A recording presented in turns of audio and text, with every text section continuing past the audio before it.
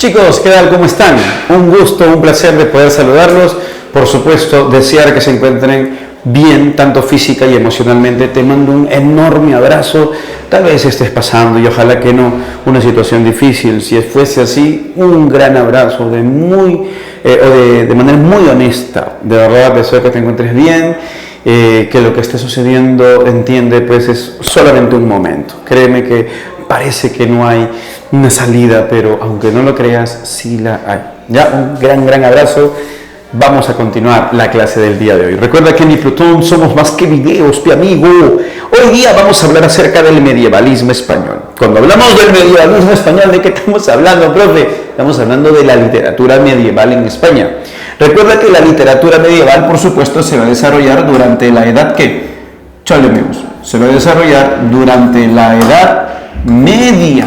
Y recordemos que la segunda edad de la historia, la Edad Media, se desarrolla del siglo V hacia el siglo XV. En toda Europa, pero nos vamos a centrar en la española, ¿ok? Nos vamos a centrar en la española. ¿Qué tenemos que saber? Primero, recuerda, ¿ok?, que durante ese periodo, o durante la Edad Media, durante el periodo medieval, hubo una institución que prácticamente rigió el mundo entero. Esta institución suprapoderosa, nada más y nada menos, fue la Iglesia Católica Apostólica Romana. Una institución que detentó todo el poder y que prácticamente determinó el pensamiento, el arte, la ciencia de aquella época.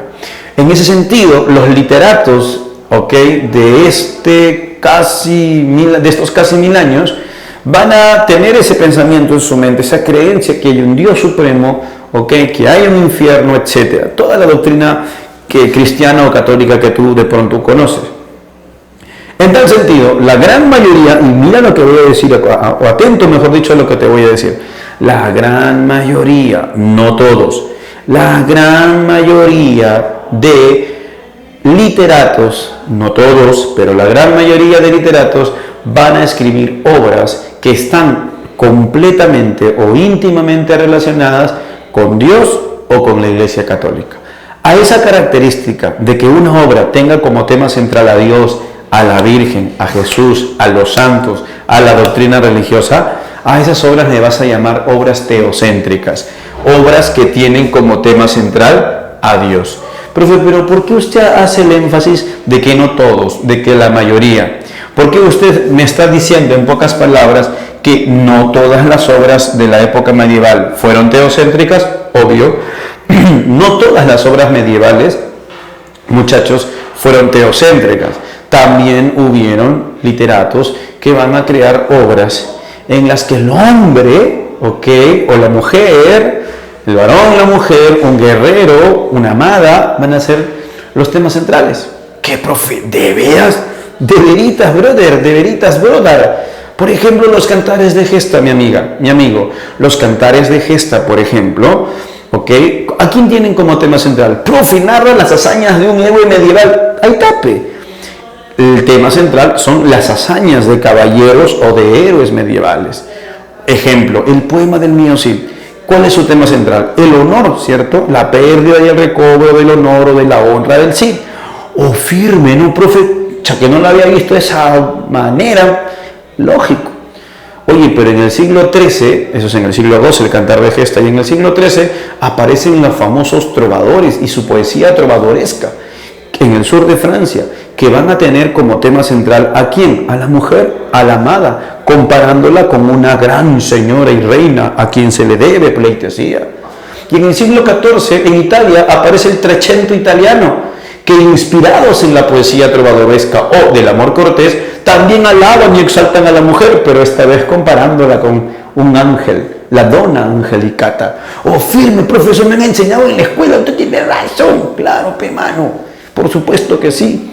Oye, ¿te acuerdas de Giovanni Boccaccio? ¿Qué hacía Giovanni Boccaccio? ¿No criticaba acaso a la iglesia y a la sociedad de la época? Oh, ¿verdad? Puso, ¿no? En el Decamerón, sí, sus cuentos medio eróticos, profe, algunos.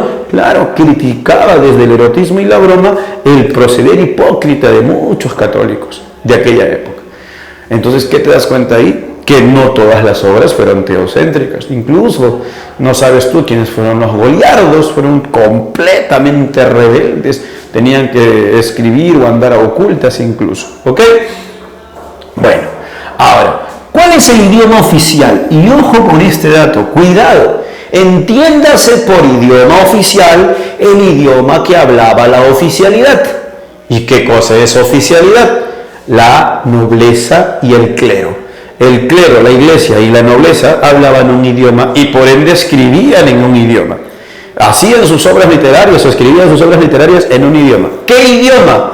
Como un remanente de la cultura romana, el idioma latín. Como un remanente de la cultura romana, el idioma latín. El latín fue el idioma de la nobleza, aristocracia, como quieras llamarlo. ¿Ok? Fue el idioma también del clero.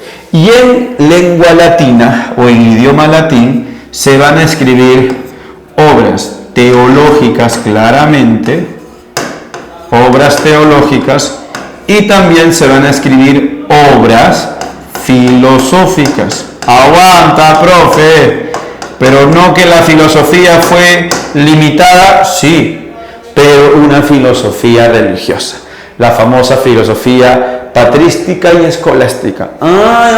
Ahí sí, profe, ya está. Feudalismo. ¿Qué cosa fue el feudalismo?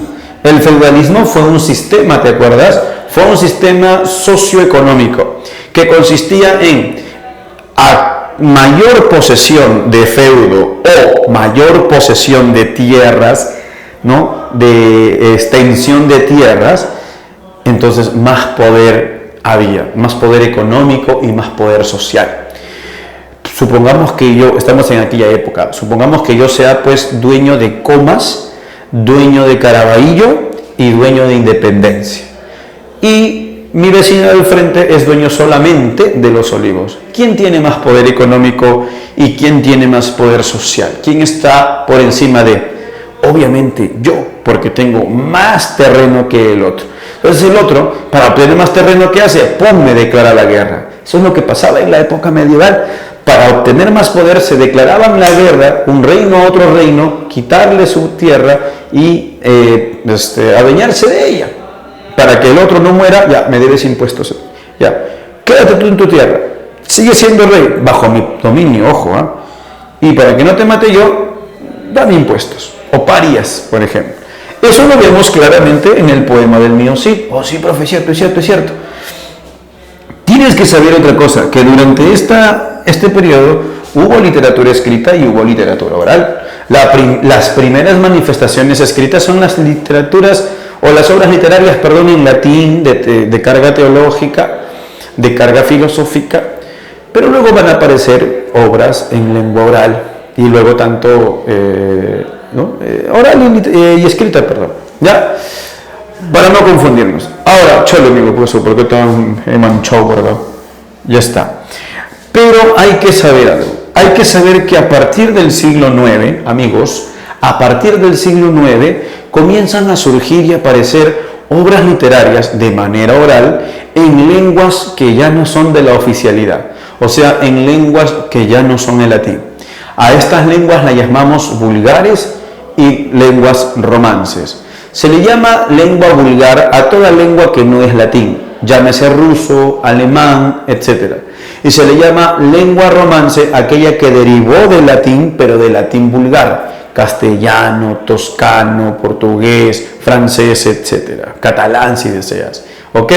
Ahora, a estas dos lenguas también se le llaman vulgares, en términos más generales. Pero específicamente vulgar es la que no es latín y romance es la que derivó del latín vulgar. ¿Ok? Bueno, a partir del siglo IX comienzan a aparecer obras en ese idioma o en esos idiomas. ¿Ya? Tienes que tenerlo presente. Muy bien, el cantar del Mío Cid. ¿Qué cosa es el cantar del Mío Cid? Pero antes, mira, vamos a hacer esto. Vamos a hacer esto de acá. Vamos a concentrarnos en la literatura medieval de España. La literatura medieval española comienza, muchachos, en el siglo XI, es decir, en los años 1000, 1001, 1002, hasta 1099. Y en esos años, ¿sabes qué van a aparecer? Las primeras manifestaciones de la literatura española. las primeras manifestaciones de la literatura española, ¿cuáles son? Las famosas jarchas mozárabes. Que, profe, yo no sabía que estas son o fueron las primeras manifestaciones de la literatura en España.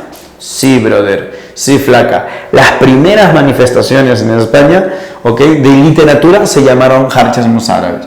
¿Y qué fueron las jarchas mozárabes? Fueron estribillos. Fueron estribillos que pertenecían a poemas mucho más grandes llamados moaxajas. Y trataban temas de amor. Estaban creadas en un castellano súper antiguo, combinado por ahí con el árabe. Recuerda eso, ten en cuenta eso, por favor. ¿Ya? Ahora, otra cosa que tenemos que saber es que en el siglo XII aparecen los famosos cantares de gesta.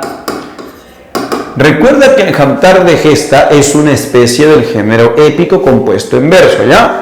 El cantar de gesta, ¿por quién fue creado? Fue creado por un artista del pueblo, pobre, inculto, llamado juglar. Fue creado, muchachos, por el famoso juglar, ¿ok? El juglar va a crear el famoso cantar de gesta. ¿Pero quién era un juglar, profe? Un juglar, chicos, era un artista callejero, inculto, que no conocía latín o que de pronto no lo hablaba bien, de manera que hablaba en lengua vulgar o en lengua romance.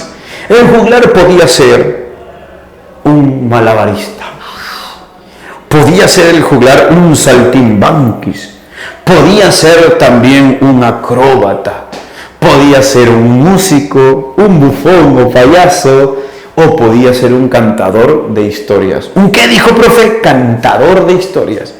Los juglares, para ganarse la vida, iban a las plazas, a las plazoletas o a los mercados, y al son de la música y de ropa colorida, convocaban a la gente: juntaos, reunidos, que os voy a narrar la gran hazaña de Rodrigo Díaz del Bar el Cid Campeador.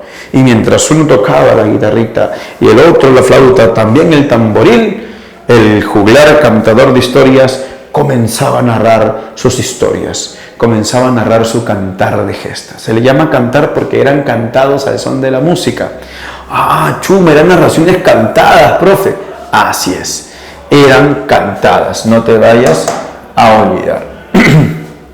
Entonces, ya sabes quién es el juglar, ¿cierto? El juglar es el que va a crear el cantar de gesta. Listo. ¿Cuáles son las características del cantar de gesta? A ver, primera característica, ¿ya? ¿Cuál es la primera característica, profesor? Los cantares de gesta son de origen popular. Fueron creados de manera oral. Por lo tanto, no sabemos el nombre de su autor. Solo sabemos que fue creado por un juglar. Son anónimos, ¿ok? ¿En qué lengua están creadas? En lengua vulgar o romance. Cuando digo vulgar me refiero tanto vulgar como romance, ¿ok? Muy bien. Chale, profe, esto no lo sabía. Ya lo sabes. ¿Ya? ¿Qué más, profesor? Ya sé que son populares, orales, anónimos, en lengua vulgar. ¿Qué narran? Narran hazañas de caballeros o héroes medievales. Hazañas de héroes o de caballeros medievales, no te vayas a olvidar. Narran hazañas de héroes o caballeros medievales. ¿Qué más? Están basados en hechos históricos y en personajes históricos. Por ejemplo, Rodrigo Díaz de Vivar existió y las proezas o hazañas que hizo también existieron y los personajes de esa obra también existieron. Por eso es que tienen un carácter histórico, por eso es que también tienen un fondo realista. Oh, profe, eso no lo sabía. Ya lo sabes, pe flaquita. También, profesor, ¿qué más? Estas obras están creadas en verso, ¿ok? Están creadas, muchachos, en verso. ¿Cómo son los versos? Ah, los versos no tienen la misma medida. Los versos no tienen la misma medida. A eso le vamos a llamar versos de métrica irregular. ¿Y cómo es el sonido, la musicalidad? La rima es imperfecta. Es decir, que la rima solo coincide en vocales. Ya está. Mira, a ver, ahí te he creado, mira, a ver, popular, oral, anónimo, lengua vulgar, hazañas, histórico, realista, en verso. ¿Cuántas características son? 1, 2, 3, 4, 5, 6, 7, profe, 8 características. A ver, ¿qué característica me estoy olvidando? Tal vez me estoy olvidando de alguna característica. No, ahí están, creo que no. Si tú, a ver, por ahí, comenta, pues, comenta, mi amiguito, comenta qué característica crees que me está faltando, mano, comenta, batería, comenta. A ver, ya está. Estos van a ser los famosos cantares de gesta, ¿ya? Popular, oral, anónimo, listo, muchachos. Y recuerda que aparecieron no solamente en España, también en toda Europa, en el siglo XII. Ya está. Listo, mis amiguitos. Pero antes de que vayamos al cantar o poema del mío Cid, quiero un ratito enseñarte el contexto. Un poquito del contexto histórico, para que puedas entender el poema o el cantar del mío Cid. Para que puedas entender el poema o cantar del mío Cid, es necesario que te diga qué sucedió en el siglo VII. Chale, profe, ¿qué rayos pasó en el siglo VII, profesor? La famosa invasión, invasión árabe, o si quieres llámale invasión musulmana. ¿Ya? O también, si deseas, la invasión de los moros. Recuerda que en la península ibérica, recuerda que a la península ibérica van a llegar ¿quiénes? Van a llegar los árabes y van a comenzar a asentarse. Este es el símbolo de la religión árabe, ¿ya? Y van a comenzar a invadir y a asentarse. ¿Ya? Se van a comenzar a invadir o asentar en el sur de la península ibérica, mientras que arriba, en el norte, estaban los pocos reinos cristianos. Y estos van a seguir avanzando. Mira, vemos cómo, en el siglo VII, va a llegar los árabes y van a comenzar a extender su reino en cada territorio de la antigua Hispania. Y acá arriba ya están los reinos cristianos, los antiguos reinos visigodos. Ya, mira tú. Pero esta pelea, ¿cuántos años va a durar? Esta lucha, esta invasión va a durar 7 siglos. ¿Ya? Y algo sucede en el siglo XII. Aquí estamos en el siglo XII. En el siglo XII hay 2 reinos. ¿Ya? El reino de León en el norte y el reino de Castilla en el sur. En el reino de León y Castilla hay un rey que tiene estos 2 reinos, el rey Alfonso VI. En el reino de León y Castilla, o el reino de León y Castilla, está dirigido por el rey Alfonso VI. En Castilla, en un lugar llamado Vivar, en Castilla, en un lugar llamado Vivar, vive un joven valiente guerrero, muy leal, llamado Rodrigo Díaz de Vivar, a quien lo conocen también como Ruy Díaz de Vivar o el Cid Campeador. Y este personaje histórico comenzó a extender el reino de Castilla. Por ahí tuvo una discusión, lo acusaron falsamente y comenzó a extender el reino de Castilla y conquistar incluso reinos moros como la Gran Valencia.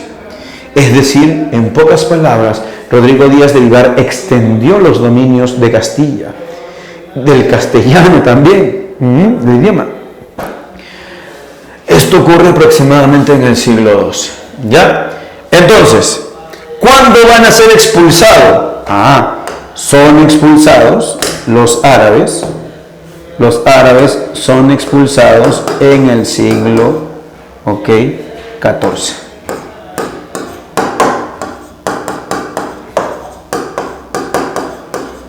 ¿Ya? Pero no te olvides, nuestra historia, el poema del Cid, está ambientada aquí, en el siglo II. Vamos a poner justamente el siglo XII aquí, ¿ya? ¿Qué está sucediendo en el siglo XII, profe?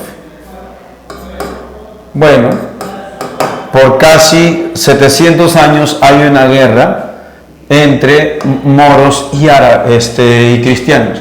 ¿Cómo se llama la guerra entre cristianos y árabes? Se le llaman guerras santas. Se le llaman guerras santas. O también se le llama la guerra por la reconquista. La guerra por la reconquista española. Así también se le llama. Se le llaman guerras santas o la guerra de la reconquista española. Pero aquí, brother, hay un problema. Aquí hay un problema. En León hay ricos también. Y los ricos que viven en León, o sea, los nobles de León, son nobles de sangre. Es decir, son descendientes de otros nobles. Pero los nobles o ricos de Castilla no nacieron siendo nobles, nacieron siendo pobres. Y con el pasar de los años y sobre todo de las guerras y conquistas que hacían, se hicieron nobles, se hicieron ricos. Y estos dos nobles, los nobles del norte de León y los nobles del sur, se tenían una bronca, porque los nobles del León se creían pues superiores a los nobles del sur por el simplemente hecho de heredar sangre noble. Mientras que los nobles del sur se sentían superiores a los nobles del norte, ¿por qué? Porque se hicieron nobles por su propio esfuerzo. Al tío llorón, yo soy valiente, ¿entiendes? Ellos eran los nobles del sur. Entonces, otra cosa que tenemos que tener en cuenta en el siglo XII van a ser la lucha o la bronca de noblezas. Chale, profe, que eso no lo sabía. Sí, profe, o sea que los coneros se me echaban con los de otros distritos, algo así, pero hermano, nosotros. A esta lucha de noblezas la vamos a llamar así, la nobleza de linaje o la nobleza linajuda versus la nobleza advenediza.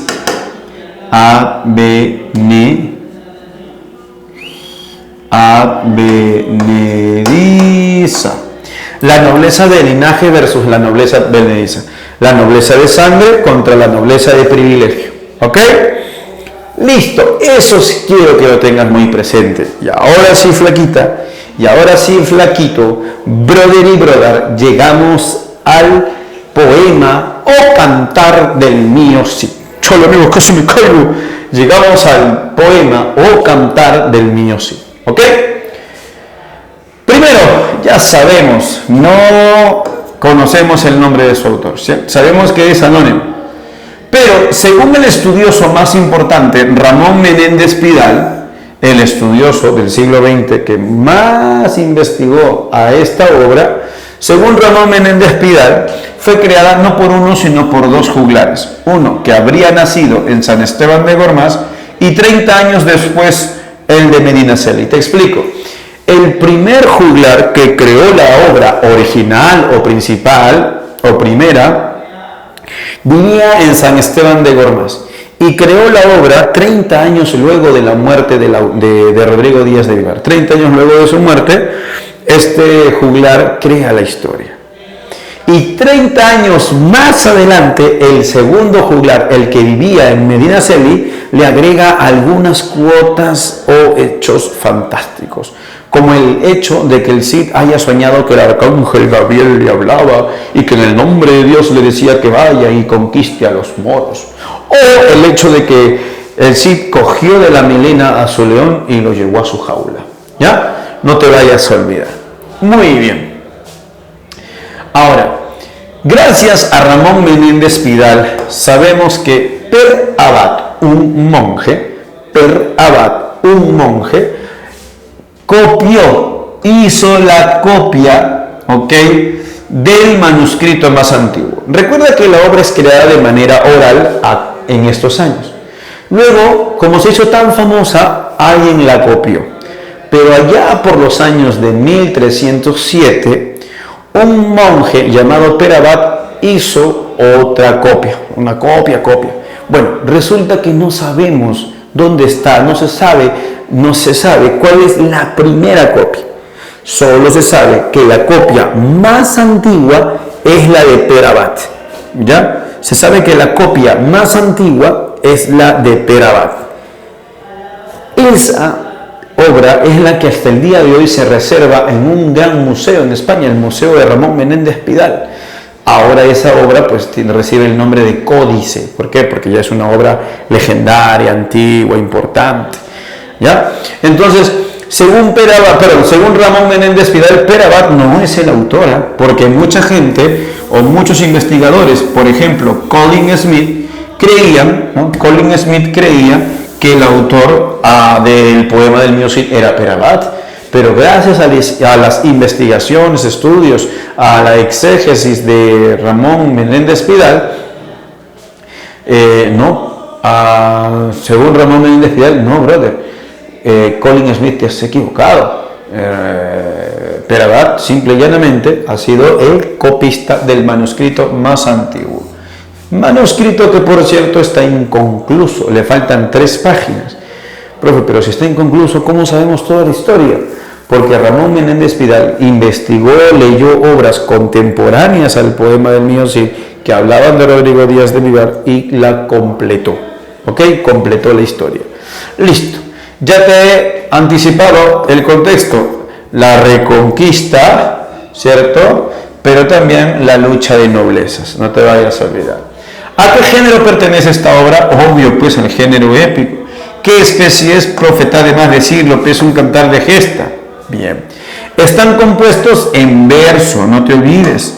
Está compuesto en verso, de métrica desigual o irregular, y su rima es asonante o también llamada imperfecta en series monorrima.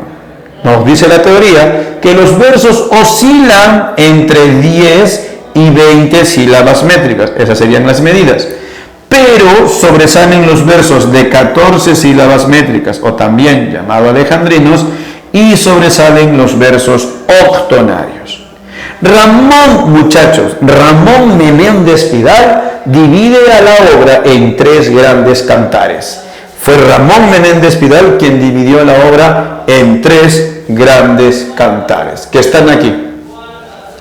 El cantar del destierro, el cantar de las bodas y el cantar de la afrenta. ¿Ok? El cantar del destierro del Cid, el cantar de las bodas del Cid, de las bodas de las hijas del Cid y el cantar de la afrenta de Corpus. Ya, conozcamos un ratito a los personajes. El protagonista es él, Rodrigo Díaz de Vivar, alias el Cid Campeador o Ruy Díaz de Vivar, el que en buena hora nació. Así se le llama, el epíteto que se le da, porque en esta obra se usa mucho el epíteto, el que en buena hora nació. Rodrigo Díaz de Vivar. Otro personaje importante, ¿quién es? El rey Alfonso VI, rey del Cid, rey de León, rey de Castilla. Pero un rey medio tontito. ¿Por qué, profesor? Porque no escuchó la versión del Cid ante sus acusaciones, que fueron 2. ¿Ok? Bueno, no fueron 2, fue una acusación y luego no escuchó si el Cid estaba de acuerdo o no con el matrimonio que quería imponerle a sus hijas. Luego tenemos a la esposa del Cid y a sus 2 hijas, Sol y Elvira, que cuando es desterrado las deja niñitas y después de muchos años regresan ya cuando son señoritas y luego serán casadas por el rey. Luego tenemos a García Ordóñez. García Ordóñez es un conde castellano. es un conde que se siente superior al Cid, ¿ya? Y le tiene una envidia, y como hubo una pequeña bronquita por ahí, lo acusa injustamente, lo difama diciéndole al rey que el Cid era un ladrón, que le estaba robando sus impuestos o sus parias. Y el rey, perdón muchachos, y el rey tontamente le cree a García Ordóñez. 2 veces va a afectar a García Ordóñez al Cid, ¿ok? Luego tenemos a Álvar Fáñez de Minaya, sobrino y vasallo del Cid. A Pedro Bermúdez, vasallo leal del Cid. Muñoz Bustíos, otro vasallo leal del Cid. Y el último en adherirse a los vasallos, Martín Antolínez, alias el burgalés cumplido, o epíteto el burgalés cumplido, y conocido en la crítica literaria como el primer pícaro de la literatura española. El primer pícaro de la literatura española. Luego tenemos a Diego y Fernando González. ¿Quiénes son ellos? Los infantes de Carrión, los esposos primeros, o los primeros esposos de las hijas del Cid, de Sol y Elvira, que cobardemente terminan azotándolas, ¿no? Cobardemente las azotan a las pobres hijas del Cid, a Sol y a Elvira. Luego tenemos a Raquel y Vidas. Eran 2 judíos muy avarientos que querían hacer negocios con... Bueno, en realidad el Cid quería hacer un negocio con ellos, pero era una trampa. El Cid les dijo mediante Martín Antolínez que les encargaba 2 cofres llenos de oro que supuestamente le había robado al rey Alfonso VI, y estos judíos, con tal de quedarse con el oro, hacen un trueque, un intercambio, un empeño. Pero el Cid astuto le había puesto arenas y clavos a esos cofres, y cayeron redonditos Raquel y Vidas. El conde de Barcelona llamado Ramón de Berenguer. Este conde, el Cid es uno de los primeros en que el Cid va a conquistar. Y es este conde que luego se hace su amigo, y este conde le regala, bueno, no le regala, sino que el Cid le quita, le arrebata la espada colada. Una de las espadas más famosas de aquella época, la espada colada. Y tenemos también a un rey moro, el rey Búcar, que quiere tomar Valencia luego que el Cid la ha conquistado. Este rey moro quiere retomar Valencia, ¿ya? Y el Cid lo va a matar, y a él le va a quitar la espada tizona, colada, tizona, ¿ok? Luego tenemos también a los infantes de Navarra y Aragón, que serían los segundos esposos de las hijas del Cid. Profe, ¿y de qué trata la obra? Mira, la obra tiene como tema central el destierro. ¿De quién? Del Cid. Pero también la recuperación, pérdida y recuperación de la honra del Cid. Recuerda que el Cid, uno, es desterrado por supuestamente ser un ladrón, y eso implica ya una deshonra, porque él es desterrado, sale de Castilla, pero sale con el título de ladrón. Eso por supuesto le provoca una deshonra, ¿ya? Pero el Cid recupera esa honra cuando, al salir de Castilla y luego de quitarle dinero a los judíos para poder proveerse de alimentación y de más cosas, municiones, etc., el Cid comienza a conquistar varios reinos: Teruel, Zaragoza, Barcelona, etc. Y en estas conquistas él se quedaba con posesiones, pero le enviaba el quinto real, o una pequeña parte le enviaba al rey. El rey sorprendido: pero si yo a él lo expulsé, ¿por qué me sigue enviando? ¿Me entienden? ¿Ya? Y cuando de pronto conquista Valencia, no pueden creerlo ni siquiera el mismo rey, pero what the fuck, humano, ¿qué fue? Batería, ya ha pasado. Dios mío, una emoción de suceso, dice el rey. Ay, piconazo de García Ordóñez, mano, piconazo. El rey va a pedir un reencuentro con el Cid, se reencuentran a orillas del río Tajo y se reconcilian. Y el Cid recupera su deshonra, ¿no? ¿Cómo recupera su deshonra? Con la conquista de Valencia y la reconciliación con el rey. Ahí es donde aprovecha García Ordóñez, cobarde, malo. le dice al rey: oh rey, pero ya que el Cid ha conquistado Valencia, para que tu poder siga aumentando, ¿por qué no casas a sus hijas con mis sobrinos, los infantes de Carrión? El rey dice: oh, ¿verdad, no? Ya, los declaro marido y mujer. Ya luego ya ustedes oficialicen lo que yo ya determiné por ley. Pero sin consultarle al Cid. El Cid, chamaret. Pero el Cid dice: pues está bien, rey, nos hemos reconciliado, pero yo no las voy a entregar. No, yo no voy a permitir que esos que se creen superior a mí reciban de mis manos a mis hijas. Nunca van a poder decir eso, que yo entregué en sus manos a mis hijas. No, que los casen mis vasallos, yo no. Es decir, impone su ego ahí, ¿no? Impone su ego, su condición también. ¿Ya? Y dos, rey, que se casen en Valencia, no que se casen en Castilla, ni menos en Carrión. No, en Valencia. El Cid le dice todo eso mediante una carta que se le envió a Álvar Fáñez de Minaya. Y serían tanto Minaya como Agustíos en los que entregarían a las hijas del Cid. ¿Ya? Y entonces los infantes de Carrión cobardemente maltratan a sus hijas. Acá, ¿te acuerdas? Creyéndose que el Cid se burlaba de la cobardía de ellos, porque efectivamente eran cobardes, ya creyendo que el Cid se burlaba de los infantes de Carrión, ellos, para vengarse de la supuesta burla del Cid, maltratan, las desnudan y las amarran en el robledal de Corpes y las golpearon. Dicen que las dejaron casi muertas y el objetivo era que se las coman los animales, los zorros de ese lugar. Eso en aquella época era considerado una deshonra, porque era un hombre que no sabía cuidar de su familia. Qué horrible, ¿no? Como la honra del hombre vale más que el de la mujer, ¿no? O sea, ellas son las que sufren, pero se les deshonra al papá, ¿no? Bueno, pues el Cid pierde su honor otra vez y busca venganza, pero son infantes, son hijos de rey. No van a ser reyes porque son infantes. El que va a ser rey es el príncipe, ellos no.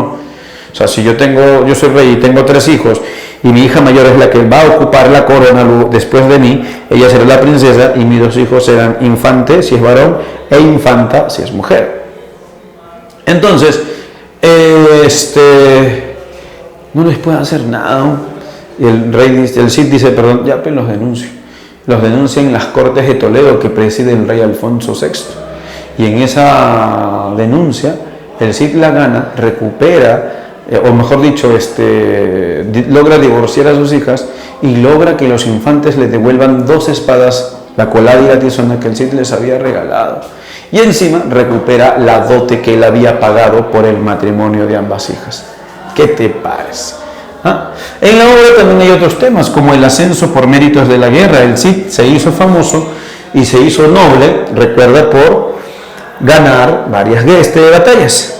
El enfrentamiento entre la nobleza linajuda y la advenediza, ya lo hemos visto. Las guerras santas, el amor por la familia, el honor. Incluso hasta la astucia también es un tema acá. Mira, a ver, aquí, léelo un ratito tú, ahí está, léelo flaca, léelo brother, ¿ves? Ahí claramente, ¿qué cosa estamos viendo? Los hechos más importantes en cada cantar, ¿ya? Mira, ve, vamos a ver. Acá te lo he puesto de manera súper resumida, ¿no?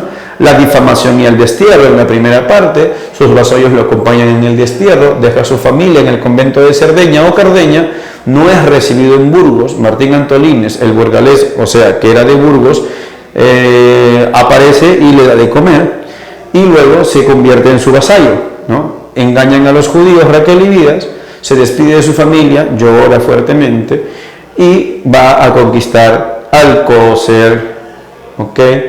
Alcócer, Castejón, Teruel, Zaragoza y Barcelona, donde gana la espada colada. En el segundo cantar sigue conquistando, pero esta vez Castellón y Murviedro. Recuerda que a cada conquista envía, ¿qué cosa? Presentes a su rey, hasta que llega su mayor conquista. ¿Cuál es su mayor conquista? Valencia. Por 9 meses estuvo sitiando, molestando. Era una tierra, un reino moro, y él lo conquistó. Producto de ello, los infantes de Carrión, sobrinos de García Ordóñez, piden las manos de las hijas del Cid por la dote, por el dinero. Se reencuentran con el rey en el río Tajo, él es perdonado. Y también se reencuentra con su familia, pero ¿en dónde? Ojo, el reencuentro es en Valencia, ¿ok? Y luego vienen las bodas con los infantes, que dura 15 días. Luego tenemos la afrenta, la cobardía de los infantes de Carrión cuando se escapa el león, la huida de Fernando del Moro al Afrat, un gran guerrero del rey Búcar, en la lucha contra el rey Búcar de Marruecos. El Cid mata al Búcar y obtiene la espada tizona. El ultraje o golpe, ¿no? Flagelación de las hijas de el Cid, ¿ya? La denuncia ante las Cortes de Toledo, el Cid gana, y las segundas nupcias. Cuando el Cid gana, luego vienen por ahí unos mensajeros de parte del rey de Navarra y Aragón, que sus dos hijos quiere casar a sus dos hijos con las hijas del Cid. Y el Cid esta vez sí va a aceptar. El narrador nos cuenta que luego el Cid envejece y muere. Listo, muchachos, hasta ahí hemos visto el cantar poema del mío Cid. ¿Qué te pareció? Ahora sí, ayúdame con las claves, batería. Ayúdame con las claves, amiguito, amiguita, brother y brother.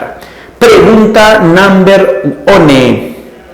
A ver, es la característica más sobresaliente de la literatura medieval, así como de todo el contexto cultural. Uy, ya. ¿Cuál crees tú que sea la respuesta a esta pregunta? A ver. Ayúdame, mete mi amiguito. ¿Cuál marcas? ¿Cuál?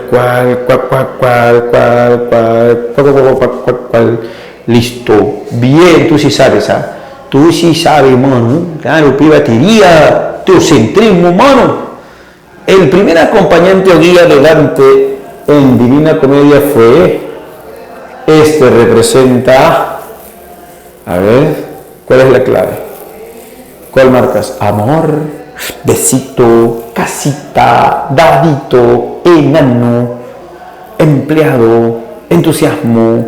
¿Cuál marcas? Lógico, amigo. Tú sí has estudiado, ¿ah? Vamos con la pregunta número 3. No es un hecho de la segunda parte del poema del mío Cid. La conquista de Valencia sí es un hecho. La reconciliación con el rey es un hecho. El reencuentro con el rey es un hecho. Las bodas de las hijas del Cid con los infantes de Navarra y Aragón, no. Se casa con los infantes de Carrión. En el tercer cantar se casa con los infantes, ¿no?, de Navarra y Aragón. ¿Ya? Vamos con la pregunta número 4.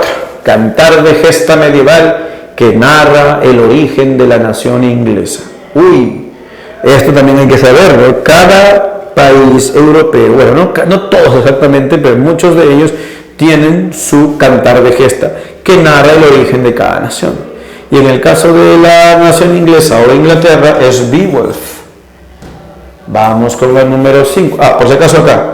El cantar de gesta narra cómo inicia España. El cantar de Roldán narra cómo inicia Francia. El cantar de Igor cómo inicia Rusia.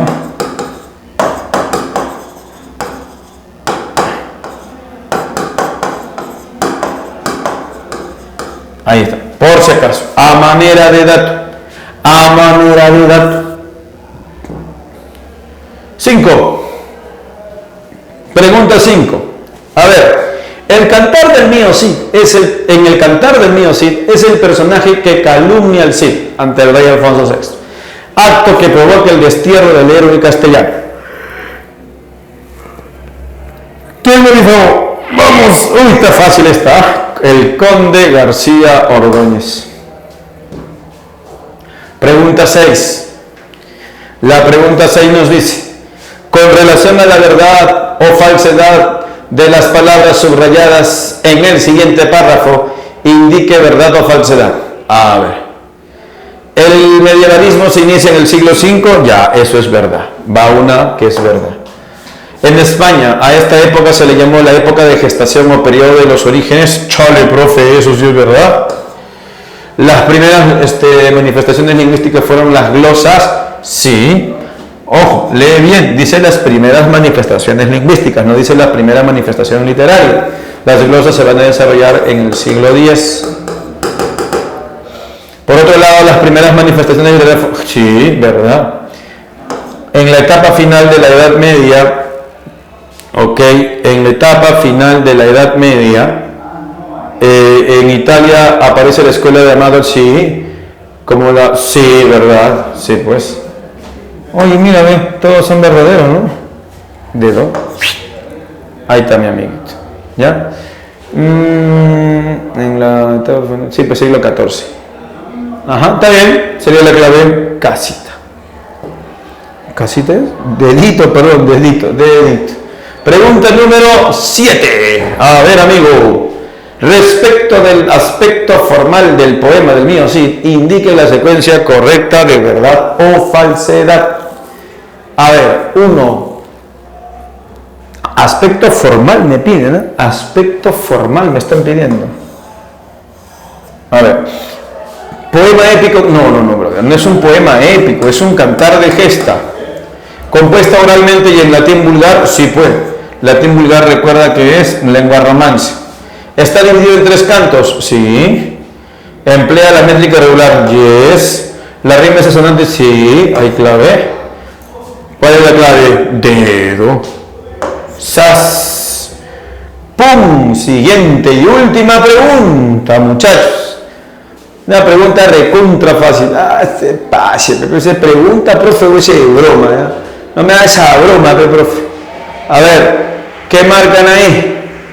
¿Qué me marcas ahí, manito? Manita, habla. Lógico, manu. El destierro, la recuperación de la honra, el amor por la lengua castellana, el ascenso por méritos de la guerra o la guerra santa. ¡Sas! Me marcas la letra C. Muy bien, muchachos. El poema de Mío Cid es considerado como el primer monumento de la literatura castellana. Tiene un alto valor histórico, lingüístico, literario, ¿ya? Y nacional también. Es un poema nacional para la nación española. Un placer, muchachos, un gusto. Por favor, dale like. Ayúdanos con un like, por favor, te lo agradecería yo particularmente, porque al darnos ese like, pues ahí estamos, ¿no? Dándole y apareciendo más para que más chicos como tú, de manera gratuita, también puedan prepararse. Somos la Academia y Plutón, somos más que videos y estamos prestos a servirte. Un gran abrazo.